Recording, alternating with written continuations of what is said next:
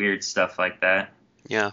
I mean, I find myself impressed by some of the more subtle things in like Adventure Time, for instance. Oh, There's oh some my good gosh. there's some good Yeah. animation in Adventure Time. That's my favorite cartoon show. I love that cartoon show. Yeah, my brother, he's visiting from South Korea right now, and we've been watching like every episode, and yeah, we talk about that show, reference it in our daily conversations. Yeah, it's a very loved show. It's much beloved by all. Yeah, it's weird that it's like on Cartoon Network for kids because it's kind of got some adult elements to it. Yeah, it does, but it doesn't have too many. Yeah, it's definitely not crude, Yeah. but it's like, yeah, I mean, I think kids should watch it. I mean, Ren and Stimpy was on Nickelodeon when I Oh, was a Ren and kid. Stimpy was way worse than Adventure Yeah, Time. yeah, well, and the characters are really lovable. Like, Mm. yeah, and the animation style, it's so simple and And just beautiful. going back to it, I love the integration of music in the show. How Oh yeah. it's not a musical show, but I'd say maybe a third of the episodes have a song in them, Hmm. which just makes it all the more endearing. Definitely. Yeah, it definitely adds to the like kind of trippy element of the show when it breaks off into a sort of music video type thing. Mm. Have you ever seen Super Jail? Um, yeah, I think I've seen like one or two episodes of that. I do like the animation style, Yeah. but it just I don't want to be too critical or anything. But Oh, it's the it's show a is weird and kind of unpleasant. yeah, yeah, unpleasant, that's the word. It's kind of over the top for me. Like, Mm.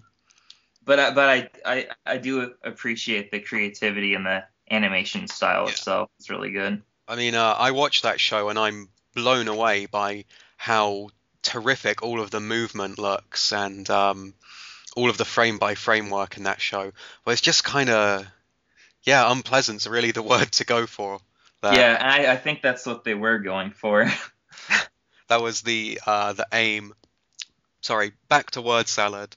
Uh, there are a lot of these strange experimental sounds and tones um, and everything. Did you ever use something unconventional in the recording process?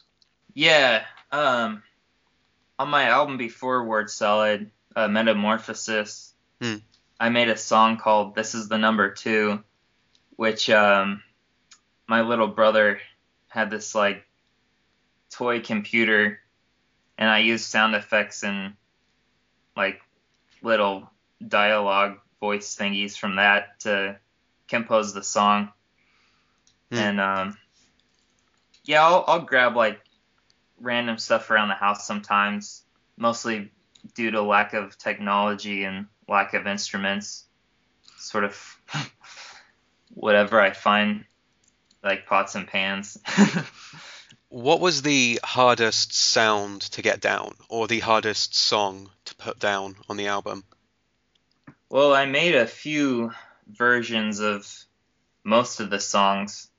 The hardest part for me is just getting things to sound okay where they don't hurt my ears because I guess I'm a songwriter, not a producer. So I'm really just, twisting knobs and pushing keyboard buttons and clicking around on the screen, hoping that I can mess with this mixer to make things sound decent. But sometimes, like, it'll just come along pretty well, and I don't know why. Hmm. But the nice thing is, it's like I'm totally free to just mess with sounds how I want. I don't have to worry about anyone else's opinion. Like if I was working in a recording studio, I might get self-conscious or something. Hmm. I've heard people describe word salad as avant-garde. Would you describe it that way? Hmm. Um, well, I don't really like words Hmm. in general. I think like words tile over reality. They put coats on beings that don't need to be wearing coats. Hmm. Like, Have you ever read As I Lay Dying by William Faulkner? uh, I tried to when I was too young when I tried to. I was like 14 or 15. Yeah, But I have the book in my room. I haven't attempted it since. yeah. That is a very anti-language book. Yeah, the only chapter I remember is my fish is a mom, Yeah, or my mom is a fish. I love that. I love because that's again playing on the idea of labels and language. Because to summarize what that was about briefly, the child's mother dies, and everyone refuses to talk to him about what death really means, what it means to die. And then later, I think he catches a fish in a stream, and then the fish dies. And in his mind, he figures out the fish has died, my mother has died, ergo, my mother is a fish, which is, if any of our listeners haven't read As I Lay Dying, which I'm suspecting many haven't, there is a chapter, and the entirety of the chapter is the one line, my mother is a fish. Yeah. And that simplicity of language sort of sticks out a lot more than, an unnecessary amount of words to convey an idea. Well, I would Yeah. definitely say give As I Lay Dying another shot, Yeah, particularly yeah, the definitely. particularly the chapter narrated by AD. If you don't read the rest of the book, I'd think specifically read that one chapter because it's kind of a non sequitur and it really speaks to a lot of what I think you're trying to get across on the album. Mm. Yeah, Um, thanks for reminding me of that book. uh, One last question. Um, how do you go about forming or writing a song like, say, Reincarnation 1, which is such a like a long, sprawling, interesting, and for a large part, it's kind of a formless song. So I was Mm. wondering, how do you go about writing that or creating a song like that?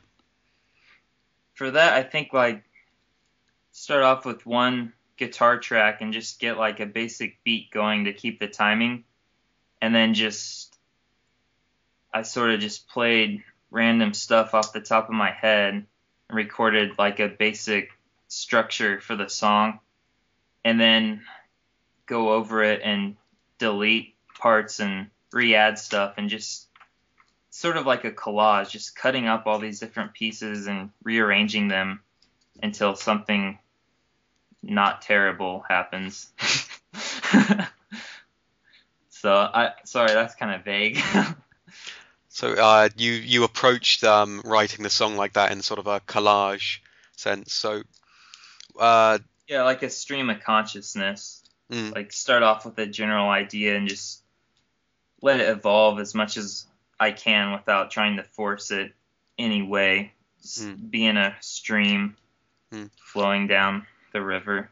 Were you ever tempted to make individual parts of that song, like individual pieces of the collage? Were you ever like tempted to make them their own song, or to like? Actually, yeah, like that one is like three different songs that I couldn't really figure out how to finish. Hmm. And they all started on guitar, acoustic guitar, and they were kind of like poppy even. And then I sort of just tried to play them all at once and make it darker and weird. Well, uh, those are all the questions I have. Micah, thank you so much for being on the show. Yeah, thank you. If you'd like to hear more from Micah, you can listen to Word Salad at micahbuzan.bandcamp.com/album/word-salad. You can check out his website at micahbuzan.webs.com. If you want to hear more from me or any of our other writers, you can check us out at thesilvertongueonline.com or follow us online at The Silver Tongue. Micah, thank you again for being on the show. Yeah, thanks a lot for the opportunity to speak. Sounding off today with Phantoms by Micah Buzan. Thank you for listening.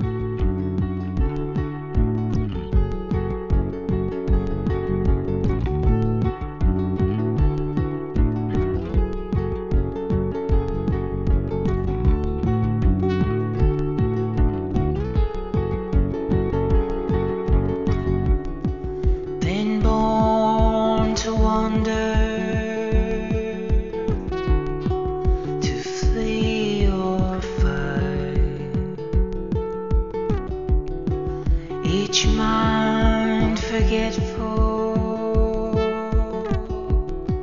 and arcing lights. We should have seen it coming. We should have